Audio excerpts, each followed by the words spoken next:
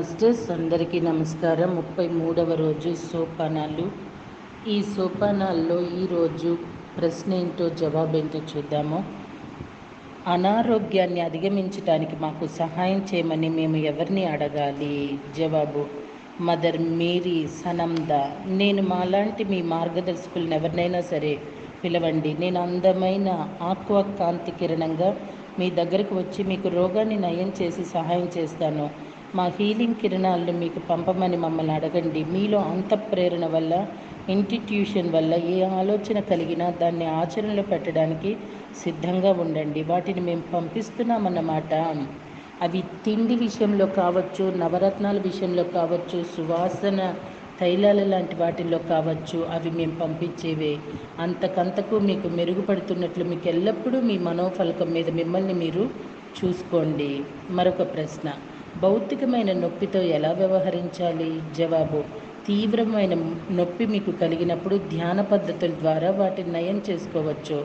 నా సలహా ఏమిటంటే, నిరంతరం నొప్పితో బాధపడే వాళ్ళు మంచి హిప్నోథెరపిస్ట్ దగ్గరికి వెళ్ళి నొప్పి తగ్గించుకోవటానికి సెల్ఫ్ హిప్నాసిస్ పద్ధతులు నేర్చుకోండి.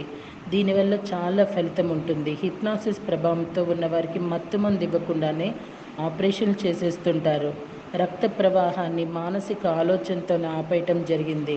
నొప్పి విపరీతంగా తగ్గింది. మీరు ఇది నేర్చుకుని సురక్షితంగా చేసుకోవచ్చు. నొప్పిని తగ్గించడానికి కొందరు విషయంలో దానిని పూర్తిగా లేకుండా చేసుకోవటానికి ఒక పురాతన విధానం ఉంది. ఒక అరగంట సేపు కానీ లేదా మీరు చేయగలిగినంత సేపు కానీ ధ్యానం చేయండి. 2, మీ మార్గదర్శకులను కాన్వాయిన్ అనబడే నన్ను మీ బాధ తగ్గించమని సహాయం కోరండి. మీ శరీరంలో బాధ ఉన్న ఒక నల్లటి మచ్చను ఊహించండి. 4, ఆ నల్ల మచ్చ అంతకంతకి నెమ్మదిగా చిన్నదైపోయినట్లు చూడడం మొదలుపెట్టండి.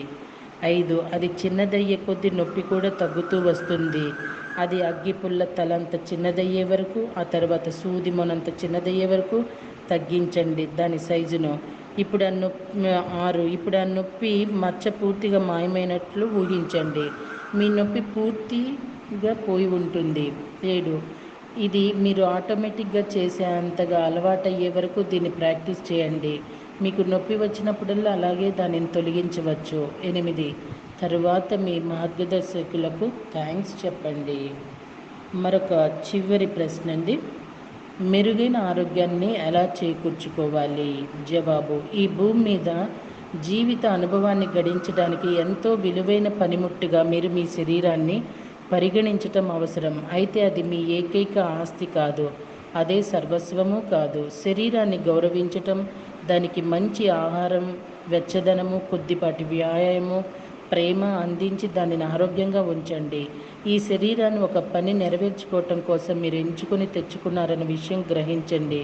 ఎటువంటి తల్లికి ఎటువంటి తండ్రికి జన్యు సంపర్కం జరిగితే మీకు ఇక్కడ కొన్ని నిర్దిష్టమైన పాఠాలు నేర్చుకోవటానికి తగిన శరీరం ఏర్పడిందో అలాంటి వారినే మీరు ఎంచుకున్నారు.